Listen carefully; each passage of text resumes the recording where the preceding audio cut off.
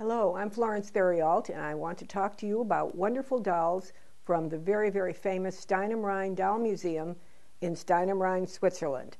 I have with you to show you, first of all, my wonderful friend from Albert Marque that was the keynote of that museum and is one of the keynote dolls that we will be presenting to you. The Stein am Rhein Museum, what a story. Stuart Holbrook has written that when he went to see the family at the Stein am Rhein Museum, he felt he walked into what was almost like the famous story of the explorer walking into Tut's tomb, when they opened the door, and there he beheld these incredible treasures that had been locked away, in this case not like Tut for thousands of years, but certainly for 20 years. Madame Steiner, Frau Steiner, who had founded the museum and who had all of these wonderful dolls, determined one day that her health would not allow her to continue, and she walked out, locked the door. The museum remained intact for the next 15 or 20 years.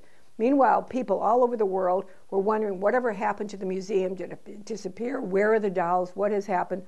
But there they were, still sitting quietly, patiently, waiting to have their life come back to them and be presented to the world. When the family finally determined that the museum would close, they have asked us to present it to the world, and I want to give you a preview of some of the dolls in this wonderful museum today. We've had letters from many people who told us about their memories of visiting this museum and how it inspired their love of dolls and their love of doll collecting. And so perhaps seeing this video will inspire those of you who are not lucky enough to see the museum to join in this venture. The signal doll, the keynote doll of the collection is this wonderful portrait doll, artist doll by Albert Marque, who is now 100 years old, a century old, when the art movement took place in France.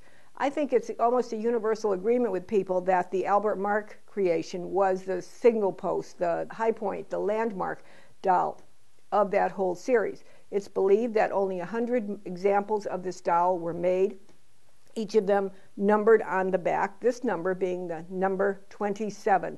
And in fact, so interesting was the Steiner Museum that people wrote articles and said, where is number 27? Where is the missing 27? Well, here it is, the missing 27. And when we had it come to us, one of the things that we were so intrigued about was seeing that this doll was immaculate. It may be the finest example of an Albert Marque doll I have ever seen, preserved entirely in its original costume and with impeccable bisque and the expression so wistful, which is what he was trying to achieve. A child on the verge of going into adulthood. He had it designed so it could be costumed as a boy or as a girl, and as you can see in this case, in the original boy's costume, really personifies a wistful-faced young lad. The body for this doll was distinctly designed also. It was designed by Aristide Botha, who was a sculptor at the time, and he wanted to have the body of an older child with a slender look to it, and very, very distinctively done with beautiful bisque hands that were sculpted for it. Now, the Marque is not only significant for its historical importance and for its artistry, but also in the way it was made, with its four-part mold and a mold line across the forehead. If you can see that very, very strong forehead, which is being allowed, showing the intelligence and coming adulthood, and just a very distinctive look that is different than the standard dolls that were made with the two molds at the mold at each side of the head. This one indeed had the four mold. Very, very. I want to turn this because I want the camera to be able to pick up the profile of the doll. And you can see very, very clearly a wonderful little nose, the wonderful chin, great expression, beautiful bisque on this particular example of it. Now, the dolls were made by Albert Marque, were designed by Albert Marque, and with a body by Aristide Botha, and then they were going to be presented to the public at the boutique, the couturier boutique of Marque and Lacroix, which was at 19 Boulevard Haussmann in Paris. And if any of you go to our Facebook page, you'll be able to see a photograph of the of that address as it exists today, unfortunately, with big old signs next to it. So, but you can still, in your fantasy, you can imagine going back in Paris history and seeing the shop as it existed then. The dolls were costumed, the 100 dolls were costumed in about 3 different styles. One was young children, particularly in this type of almost like a folklore costume. Another was children of Russian nobility or theater. For some reason, there was a very, very strong movement to emphasize the historical romance of Russia at that time. And then simply children or historical persons of France. And what is wonderful is when the dolls were made, they had on their costume an original label sewn in from Marque and Lacroix. Now remember the time that this is. This is about World War I. Shortages of everything. All of the very beautiful fabrics, the silks, the wools that they had used in the couturier shop to make their wonderful fashions were no longer available. But what would be available were little pieces of this fabric.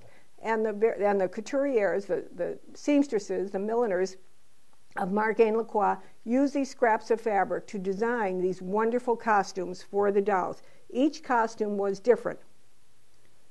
And I wanted to show you, if I pull it up, you can see this, the wonderful suspenders, the embroidery of the sash, the very, very fine quality of the wool of the trousers with the little ties at the bottom.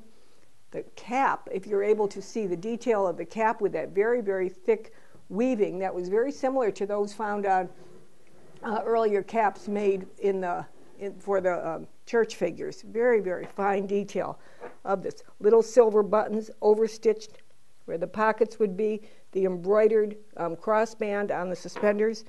Very, very fine detail. Now, at the time of the exhibition, many of the dolls were sold. For example, the Carnegie Institute in Pittsburgh, evidently, this was the grand tour at this time, came in and bought a number of these dolls and housed them at the museum, where over the years, most of them, unfortunately, were broken, but enabled people to document the various costumes that were being made. And this was one of them. Now, one of the things that we only found out about 10 years ago, no one really paid too much attention to it, was on the bottom of the foot of the dolls, there is usually to be found a pencil script notation. Sometimes it has been wiped away entirely, and sometimes, as in the case of number 27, it is partially there. And we've shown a picture of this in our catalog, and I invite anyone who can help me decipher what this signature says to come forward, because what this signature is telling you is what the doll was costumed to represent. And so certainly some region of Europe, some important region, this doll was costumed to represent, or some historical period or some person. And I haven't been able to figure it out, so I invite any of you who can do that to do it. So this, the Albert Marque, being the signpost of this auction, and just probably the finest Albert Marque doll I have seen.